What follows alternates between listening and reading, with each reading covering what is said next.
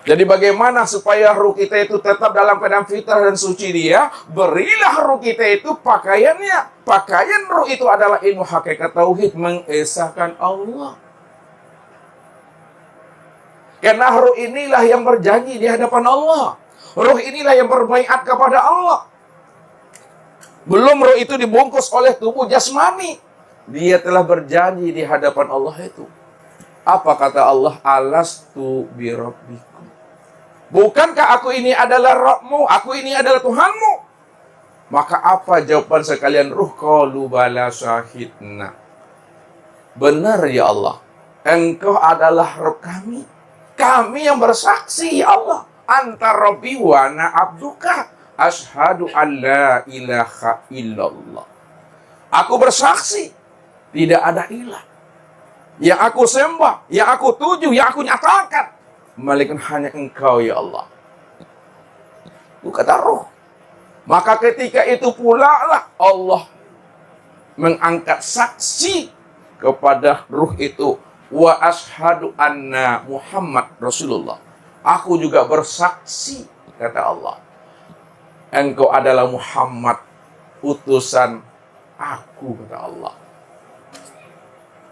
Maka ketika kita telah bersyahadat dan bersaksi di hadapan Allah, barulah Allah takdirkan kita ini 4 hal sebagai bukti janji kita kepada Tuhan. Apa 4 hal yang Allah tetapkan kepada diri kita? Langkahmu, rezekimu, pertemuan dan mautmu, aku takdirkan itu, kata Allah. Dan itu telah aku kalungkan pada lehermu masing-masing. Wa kula insan alzamnahu ta'ira fi unukihi. Setiap diri kita ini, di mana amal perbuatan kita itu telah dikalungkan Allah pada leher kita masing-masing. Apapun yang terjadi pada diri kita, yang lampau sekarang maupun yang akan datang, baik terhadap orang kita cintai dan orang kita kasihi, semuanya itu catatan amal perbuatannya telah aku kalungkan pada lehernya masing-masing. Rupanya hidup ini Bapak Ibu tidak akan pernah keluar daripada takdir. Tidak ada bisa kita keluar daripada takdir. Ya. Kalaulah hidup kita tidak pernah keluar daripada takdir, itu artinya apa? Hidup kita ini hanyalah menjalankan ketetapan dan ketentuan Allah yang telah Allah tuliskan 50.000 tahun sebelum adanya alamnya. Ini yang dijelaskan oleh baginda Rasul kepada kita. Kata Allah, maqadirul khalaiq qabla ayyahlukas samawati wal ardi khamsina alfa sana. Aku telah menuliskan, aku telah menetapkan takdir masing-masing daripada makhluk itu 50.000 tahun sebelum terjadinya alam. Dalam hitungan kita Bapak Ibu sama dengan 18.250.000.000 tahun sebelum adanya langit dan bumi. Itu sudah tertulis. Jadi tidak ada hidup ini kebetulan Bapak Ibu. Ya. Kita ada tidak pernah kebetulan. Kita hidup tidak ada kebetulan. Kita mati pun tidak ada kebetulan. Dapat bini, dapat udah tidak ada kebetulan. Dapat anak tidak ada kebetulan. Sakit, sehat, senang, susah, tidak ada kebetulan. Semuanya telah tertulis di dalam catatan kita. Maka disitulah kita mesti mampu memandang Allah di atas segala-galanya. Supaya hidup kita ini tidak galau. Tidak bakal sihnya Bapak Ibu. Tidak rusuhnya Wak. Ya. Supaya kita tidak gamal, tidak galau, tidak panik dalam menjalankan hidup. Maka serahkan kepada Allah. Pandang Allah di atas segala-galanya. Kalau sudah terpandang Allah di atas segala-galanya, jikalau Allah berikan kepada kita kebaikan dan kemuliaan, maka pandang di hati ini bahwa Allah sedang memperlihatkan akan kasih sayang dan kemurahan dirinya kepada kita. Maka disitulah kita mensyukurinya, karena itu adalah nikmat. Wa ma bikum bi ni'matin faminallah. Apa saja nikmat yang aku berikan kepada dirimu, semuanya itu kul min indillah, datang daripada aku, kata Allah. Iza ta'udu nikmat Allah la tuhsuha. Jikalau kamu menghitung nikmat itu, kata Allah, pasti kamu tidak akan pernah sanggup untuk menghitungnya. Sekiranya Bapak Ibu, kita rajin beribadah, rajin kita beramal, banyak pun amal dan ibadah yang kita lakukan dalam hidup ini Bapak Ibu, itu belum sebanding dengan nikmat yang Allah berikan kepada kita. Satu contoh saja, nikmat penglihatan. Satu nikmat penglihatan yang Allah titipkan kepada kita, itu belum sebanding dengan amal yang kita lakukan. Belum lagi namanya nikmat pendengaran. Belum lagi namanya nikmat lisan. Apatah lagi kalau amal kita itu dibandingkan dengan di surga, maka itu jelas tidak akan pernah sepadan dan sebanding dengan amal kita. Seiprit pun amal kita tidak menggoyangkan timbangan amal itu. Lalu apa yang mesti kita sombongkan di hadapan Allah? Begitu kita memahaminya. Maka pada saat kita ini juga diberikan Allah titipan ujian, musibah, ujian yang bertubi-tubi. Ketika itu pandang di dalam hati ini bahwa Allah sedang memperlihatkan kebesaran dan kekuasaannya pada diri kita ini. Maka disitulah kita menyikapi ujian itu dengan jalan sabar.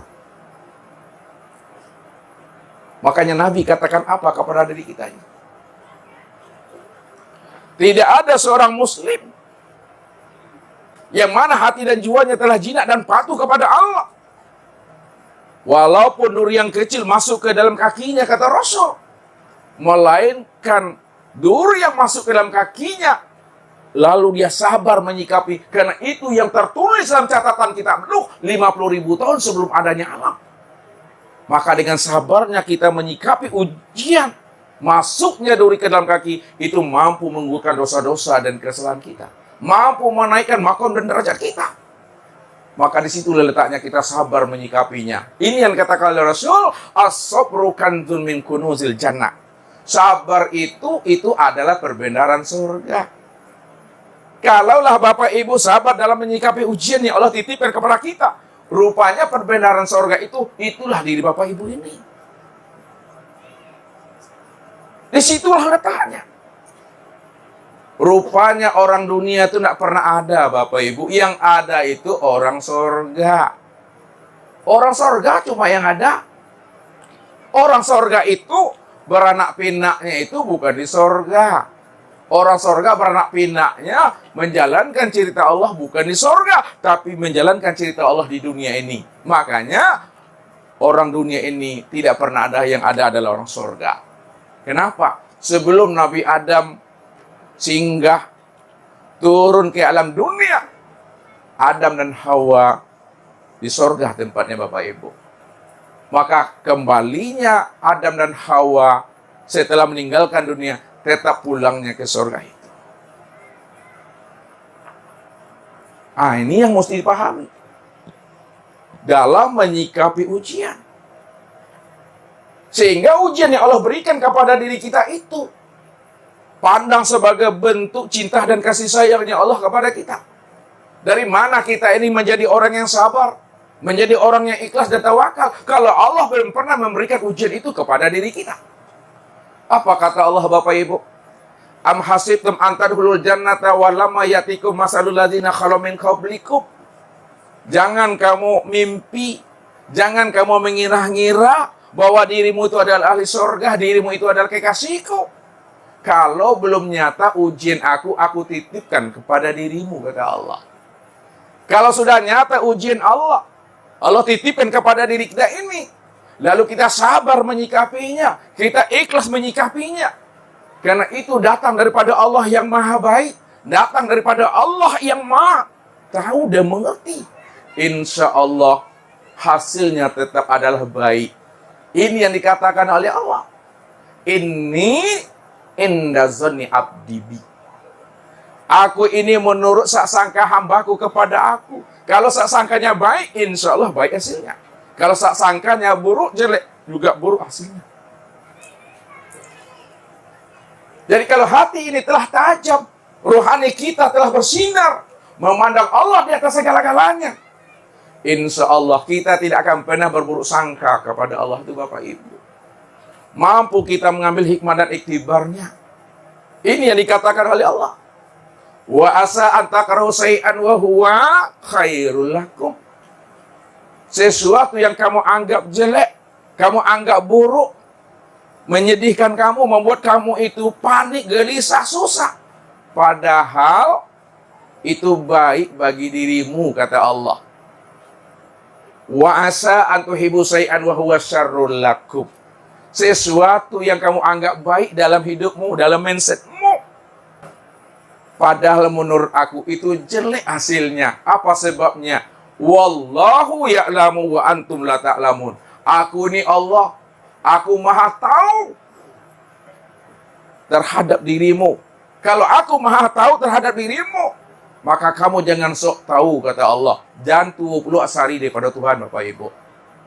Ya, jangan kita itu lebih tua pula daripada Allah. Engkau adalah hambaku, aku adalah Tuhanmu. Aku lebih tahu, kata Allah. Kalau Allah lebih tahu terhadap apa yang diperbuat oleh hambanya, maka ketika kita tidak mampu mengambil hikmah dan iktibar dari setiap peristiwa yang terjadi pada diri kita, di luar diri kita, kepada istri, kepada suami, kepada anak, cucu dan menantu, jagalah kebeningan hati dan kesucian jiwa itu untuk tetap selalu berhusnuzon kepada Allah. Karena Allah itu Bapak Ibu selalu memberikan surprise kepada kita, Bapak Ibu. Ya, di mana letaknya? Nih, bermain rasio, bermain rasa kita. Kadangkala Allah itu selalu membungkus surga itu dengan musibah-musibah. Allah bungkus surga itu dengan ujian yang bertubi-tubi. Ya, membuat hatiku gondok, Bapak Ibu. Babulu hatiku bangka, hanya menengok kadang menantu tigo sih gambarnya. Lama-lama di perhatian keluar tarian-tarian itu, bertanduk-tanduk keluarnya. Ya? Nah, ketika kita mampu menyikapi itu dengan baik,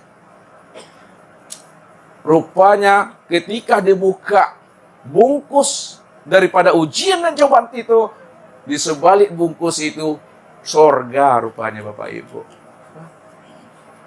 Makanya tak boleh kita sangka dan suzon kepada Allah. Kadangkala Allah bungkus neraka itu dengan kejayaan, dengan kesuksesan, sehingga kita lupa kepada Allah, lupa kita bersyukur kepada Allah. Lalu terbetik hati ini, aku sukses karena aku jaya karena aku. Ketika itu kita telah menyandingkan Allah dengan keakuan kita sendiri. Pada saat kita lupa, ketika kita buka bungkus kemuliaan tadi, rupanya di dalamnya adalah neraka isinya.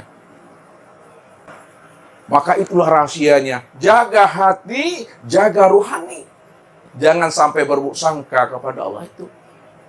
Kalau kita berburuk sangka kepada Allah, Bapak Ibu, dengan siapa kita mesti berbaik sangka lagi? Dengan Allah saja, Bapak Ibu, kita sudah berburuk sangka. Ini yang dikatakan Allah tuh. Malam yasbir bil bala'i walam yarda bi qada'i falyakhru tahta samai wal yatub roban siwaya. Barang siapa yang tidak sabar dengan ujian yang aku titipkan, bukan aku timpakan. Tak sabar dia dengan ujian sakit yang aku titipkan kepada dirinya. Walam yarda bi qada'i. Lalu dia tidak ridho dengan ketetapan aku. Padahal dia telah mengakui aku ini sebagai Rabb-Nya. Namun dia tidak ridho. Falyakhru tahta samai.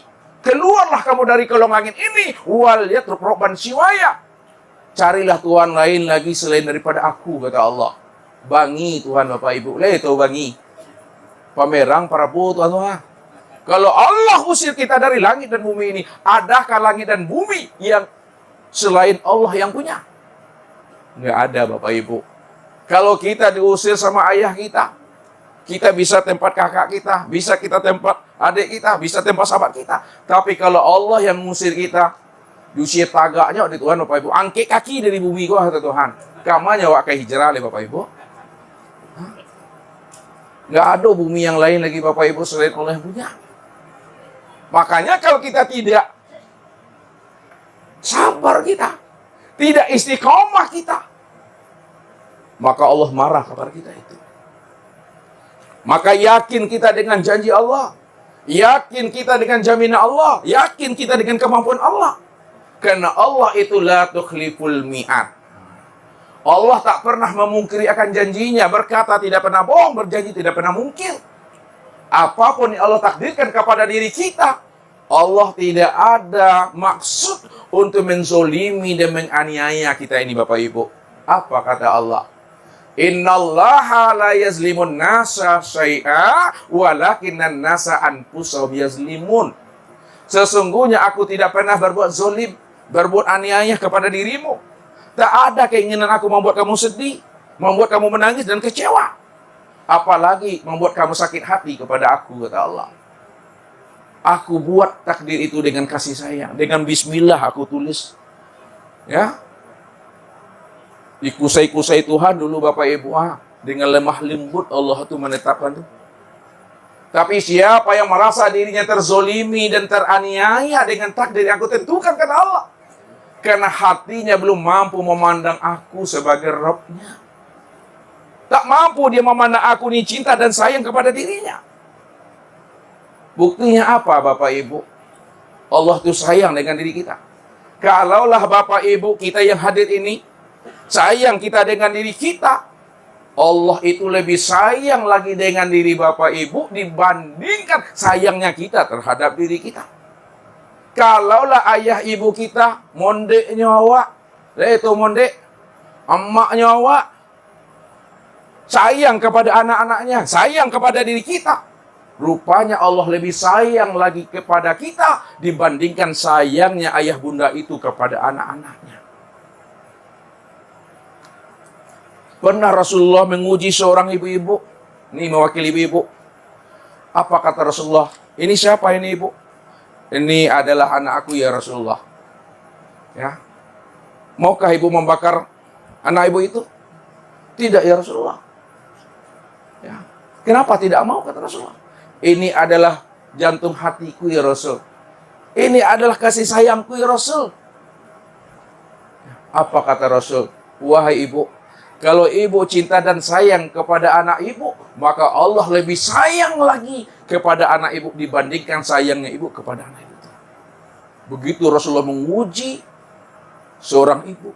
Kalaulah ibu itu sayang kepada anaknya, lalu dia tidak mau membakar anaknya, maka Allah lebih sayang kepada anak itu dibandingkan sayangnya seorang ibu kepada anaknya. Makanya sayang Allah kepada kita nggak ada batas, nggak ada tepinya, Bapak Ibu. Maknanya, Allah tidak pernah memperlakukan hambanya sebagaimana hamba memperlakukan sesama hamba. Allah tidak pernah memperlakukan manusia sebagaimana manusia memperlakukan sesama manusia. Akan tetapi Allah memperlakukan hambanya sebagaimana Allah memperlakukan terhadap dirinya. Allah memperlakukan sayang dan cintanya kepada kita sebagaimana Allah memperlakukan cinta dan sayangnya terhadap dirinya sendiri. Begitulah kasih sayang Allah itu tidak ada betih. Makanya Allah katakan apa? Inilah ghafarun liman taba wa amana wa amila sumahtada. Aku ini Allah Maha Pengampun bagi hambaku yang mau rujuk dan kembali kepada aku. Sekiranya dosanya sebesar bukit dan gunung, sebanyak buih di lautan, jika dibandingkan dengan ampunan dan rahmat aku, kata Allah, maka ampunan dan rahmat aku lebih besar lagi jika dibandingkan dosanya. Itu artinya, jikalaulah rahmat Allah, ampunan Allah itu lebih luas daripada dosa kita, lebih besar daripada maksiat kita. Namun siapa yang rujuk dan kembali kepada Allah, Allah terima taubat kita, Allah ampunkan dosa-dosa kita. Lalu dia beriman dan istiqomah beramal soleh sampai habis usia umurnya, maka aku terima taubatnya, aku ampuni segala dosa-dosanya, aku jadikan dia menjadi kekasihku, kata Allah. Begitu sayangnya Allah. Makanya kita, Bapak Ibu, tidak boleh sangka dan suuzon kepada Allah. Makanya setiap ujian yang kita terima, ujian yang kita lalui dalam hidup ini, ya, pandanglah itu sebagai pengasah supaya hati kita betul-betul tajam kepada Allah. Contoh Bapak Ibu, Kalau Bapak Ibu beladang sawit di sini, ya, udah 6 bulan tidak pernah diperhatikan. Sekali pergi ke ladang sawit, rupanya udah banyak apanya, rumputnya Bapak Ibu, udah tinggi-tinggi ilalangnya. Bapak Ibu membersihkan ilalang dan rumputnya itu. Rupanya sabitnya dibawa, ari yang dibawa, parang yang dibawa, tumpul pula matunya Bapak Ibu. Majal, matu tetap tajam. Bagaimanapun Bapak Ibu membersihkan dengan kekuatan tenaga, payah, sulit bersihnya Bapak Ibu. Kenapa? Matanya tumpul dan majal. Lalu muncullah ide, bagaimana supaya ilalang dan rumput ini cepat bersihnya. Sedangkan parangnya tumpul, sabitnya tumpul. Maka diasahlah Bapak Ibu. Nah, kalau kuat kali tumpulnya digerinda. Walaupun digerinda muncul percikan api, jangan Bapak Ibu khawatir, parang itu akan patah. Lihat hasilnya setelah diasah dan digerinda.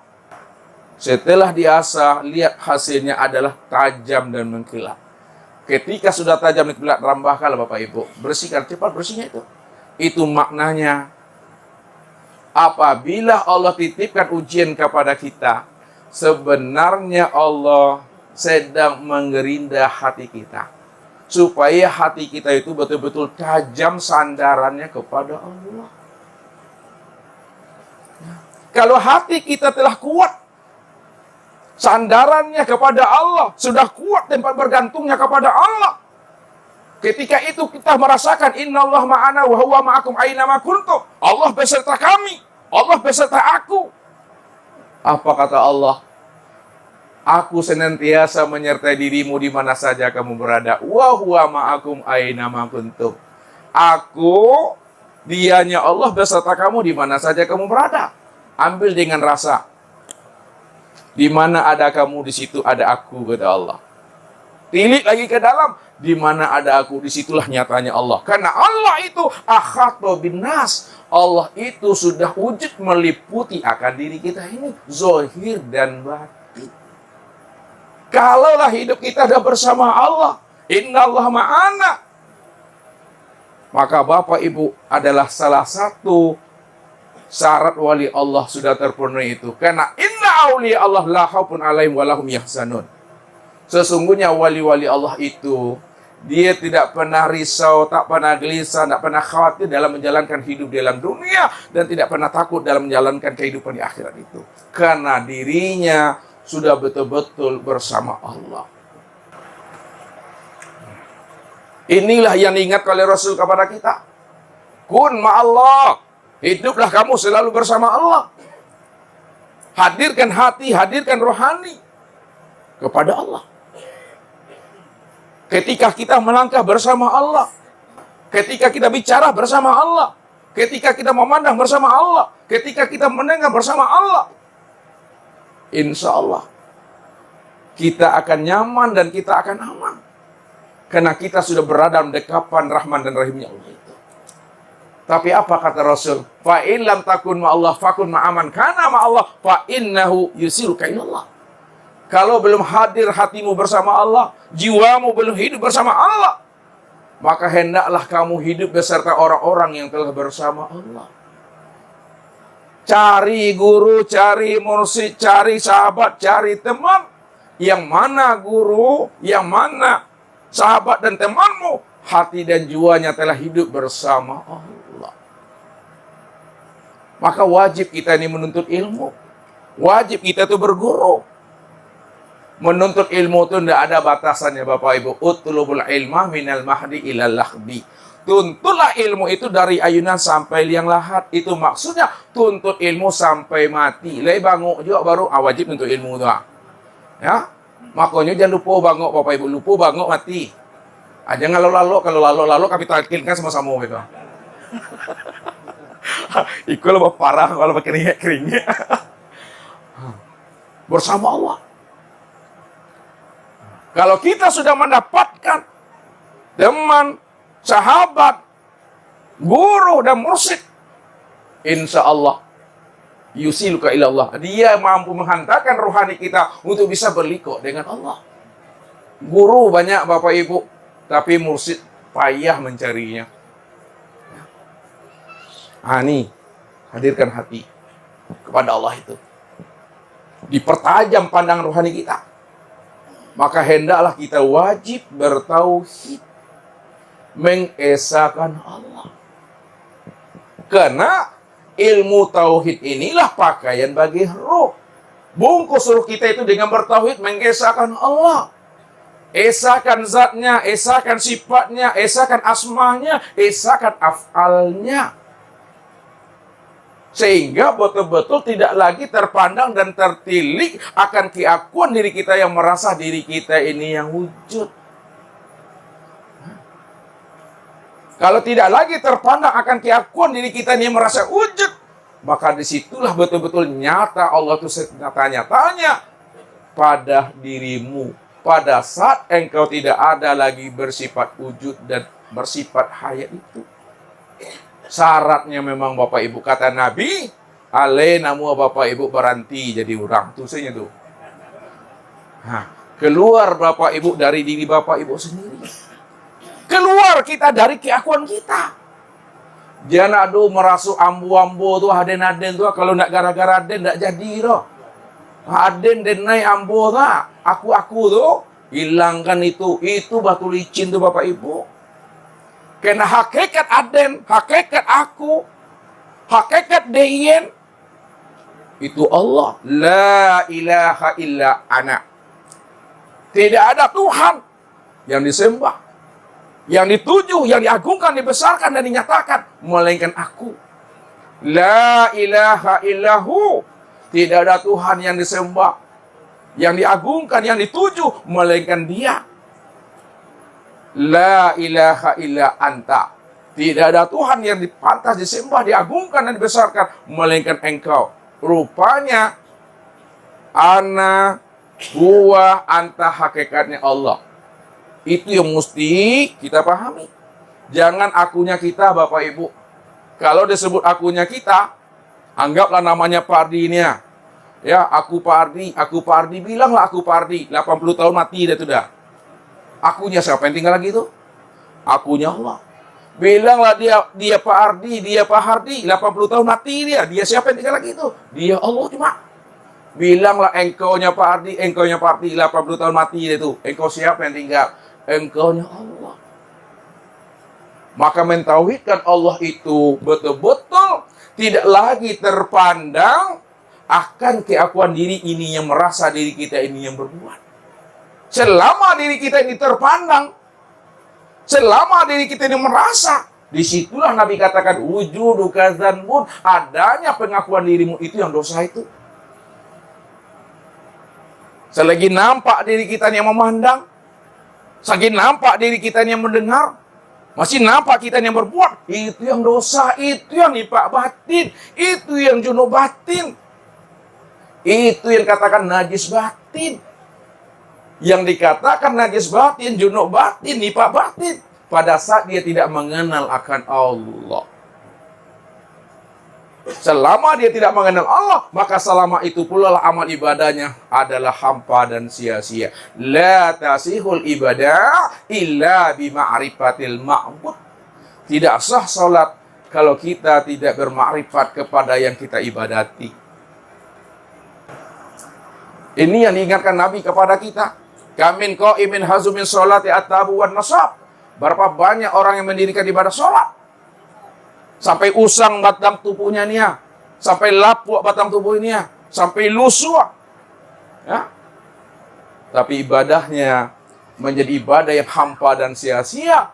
Dia tidak mendapatkan apa-apa dari ibadah yang dia lakukan, melainkan kata Rasul at-ta'ab wan nasab, hanya rasa capek, letih, panik sih yang dapat Bapak Ibu. Kalau bahasa usahanya panik-panik awak ke ladang saja. Ya, kapara rajin ke ladang kue tapi hasil nak doro. Ampu saja. Masuk tong sampah sedonya. Le ngerti Bapak Ibu bahasa usah tu. Le kalau enggak rabab saya nyampen itu. Capek-capek kita beramal. Dah tua badan ini beramal ya, beribadah. Tapi karena kita tidak mengenal Allah, maka ibadah kita itu menjadi ibadah yang hampa dan sia-sia. Itu maksudnya. Ya. Karena masih ada juga keakuan diri. Lalu bagaimana supaya amal ibadah kita itu diterima Allah? menjadi amal yang bermakrifat, mesti wajib kita itu mengenal Allah. Supaya kita tidak menyanding-nyandingkan Allah itu dengan keakuan diri kita itu. Maka jangan dijadikan diri ini menjadi berhala di hadapan Allah. Siapa yang menjadikan dirinya berhala di hadapan Allah, Allah ingatkan apa? Waquduhan nasu wal hijarah uiddat lil kafirin. Sesungguhnya bahan bakar neraka itu adalah manusia dan batu, Bapak Ibu. Ya, saking banyaknya manusia dan batu sebagai bahan bakarnya, sampai-sampai api neraka itu apa warnanya, Ibu-ibu? Lah pernah Bapak Ibu nengok api neraka apa? Kalau Ustaz sampaikan pula, because seolah-olah Ustaz lah keluar dari neraka. Api neraka itu saking panasnya Bapak Ibu, warnanya hitam pake. Hitam pake ya, pake hitam ya. Saking anginnya hitam Bapak Ibu. Ya. Tuh. Itu jangan dijadikan. Maka ku anfusakum, jaga dirimu, pelihara dirimu. Kalau kita sudah mampu menjaga dan memelihara diri daripada azab sisa neraka, baru ahlikum nar, jaga keluargamu. Yang dikatakan keluarga itu ya ayah, ibu, anak, suami, istri, anak, itu keluarga secara zahir. Tapi keluarga secara hakikat, mana yang dikatakan keluarga yang mesti dijaga? Yang dikatakan keluarga yang mesti dijaga pada diri itu, nih tangan ini keluarga nih, jangan sampai dimakan api neraka nih. Kaki ini keluarga nih, mata, telinga, hidung, muncung tuh keluarga tuh. Jangan sampai dimakan oleh api neraka. Maka wajib kita itu mengenal Allah. Tauhidkan Allah itu. Karena di ruh ini tempat memandang sifat jalalnya Allah, Bapak Ibu. Jalal. Sifat kebesaran Allah itu nampaknya itu pada ruh. Cobalah Bapak Ibu, kalau ada batang tubuhnya, tapi tak ada ruhnya, apa namanya itu Bapak Ibu? Namanya tuh. Ada ruhnya Bapak Ibu, nah ada batang tubuhnya. Apa namanya itu? Ruhnya ada, batang tubuh tak ada. Nah. Antu. Ada tubuhnya, ada ruhnya, tak ada hatinya. Apa namanya itu? Mati rasul. Jadi untuk memandang sifat kebesaran Allah itu, ini pada haru itu. Inilah, maka disitulah kita berzikir, melafazkan lafaz Allahu Akbar. Allahu Akbar itu di ruh tuh letaknya. Nih, Allahu Akbar. Jadi mesti jelas alamatnya setiap berzikir itu. Jadi berilah pakaian roh itu dengan cara bertauhid. Lihat, kalau sudah sempurna ilmu syariat kita, ilmu syariat fikih yang nampak pada batang tubuh, karena di situ memandang sifat jamalnya Allah. Kalau sudah sempurna ilmu tarikat tasawuf kita, nampak pada hati, karena di situ tempat memandang sifat kamalnya Allah. Kalau sudah sempurna ilmu hakikat tauhid kita, nyata pada ruh, tempat memandang sifat jalannya Allah, maka buah dari ilmu syariat, thariqat dan hakikat barulah mendapatkan ilmu ma'rifat. Kalau sudah mendapatkan ilmu ma'rifat, barulah terbuka namanya sir, rahasia. Orang yang sudah terbuka rahasia pada dirinya, terbuka rahasia hidup, terbuka rahasia mati, terbuka siapa dirinya, terbuka rahasia Allah, itulah dia telah mendapatkan namanya ilmu hikmah. Wa may yu'til hikmata may yasha faqad utiya khairan katsira. Barang siapa yang telah mendapatkan ilmu hikmah, kata Allah, sungguh dia telah mendapatkan kebaikan yang sangat luar biasa, tidak sebanding dengan nilai dunia dan seisinya ini. Ilmu sir. Maka tidak ada orang bisa mendapatkan ilmu ma'rifat kalau dia tidak bersyariat, kalau dia tidak berthariqat, kalau dia tidak berhakikat. Jalan untuk mendapatkan ilmu ma'rifat hikmah, ingin terbukanya rahasia, mesti kita itu syariat yang berthariqat, thariqat yang berhakikat. Iko yang dikatakan Bapak Ibu, tiga tungku sejarangan namanya. Tahu tiga tungku sejarangan? Nah, nih. Nah, ini Ustaz baca contoh ini.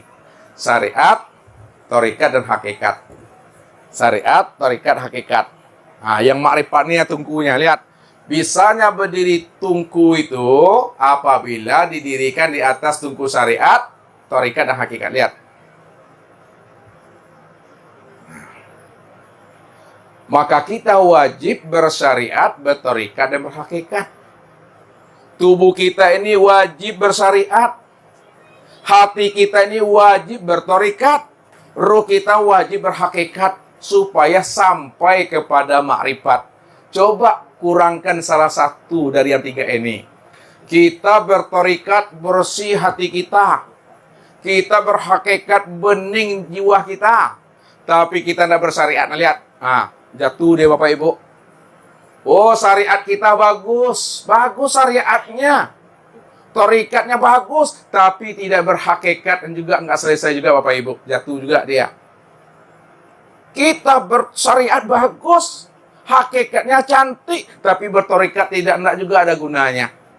Ketiga-tiga ini mesti sempurna pada diri kita supaya mendapatkan namanya makrifat itu. Jadi jangan dianggap remeh, dianggap sepele hal-hal syariat Bapak Ibu.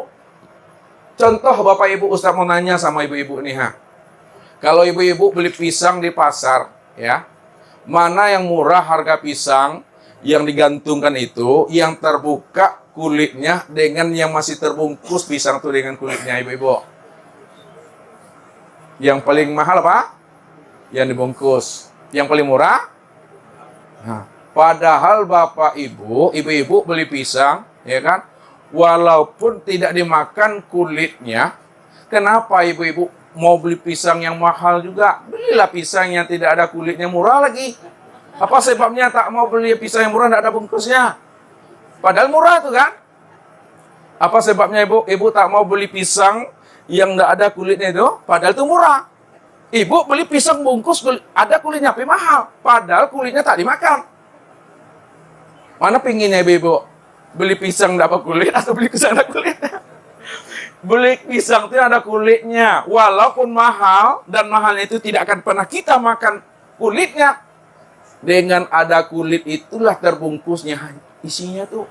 Terjaga dan terpelihara isinya. Ketimbang pisang yang sudah terbuka kulitnya, ragu kita Bapak Ibu. Itu mesti syariat itu perlu. Wajib tuh. Ya? Wajib kita bersyariat. Nah.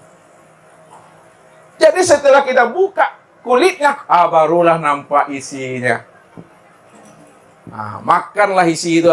Setelah kita makan isinya pisang tadi, barulah di situ dapat rasa. Karena rasa itu di dalam isi. Setelah dapat rasa, di situlah dapat nikmatnya. Jadi kuncinya untuk mendapatkan nikmat, dapatkan rasa. Untuk mendapatkan rasa, makan isinya. Untuk mendapatkan isi, buka kulitnya. Kulit itu tubuh nih, Kau jangan babaju le basarawain dah, Oke, payah, Perlu tuh, wajib tuh, Bapak Ibu. Makanya Nabi contoh yang sempurnanya. Ya, sempurnakan ini semua supaya kita bisa mendapatkan ilmu hikmah. Nah, kalau kita sudah mendapatkan ilmu hikmah, maka disinilah kita memandang sifat koharnya Allah itu Bapak Ibu. Sifat koharnya Allah itu, perkasanya Allah. Kalau kita sudah mendapatkan ilmu hikmah, maka terlihatlah sifat kebesaran Allah situ. Barulah kita mengatakan la haula wala quwata illa billah. Ini dia. Allahu Rabbi wal Islam dini wa Muhammadan Rasulullah.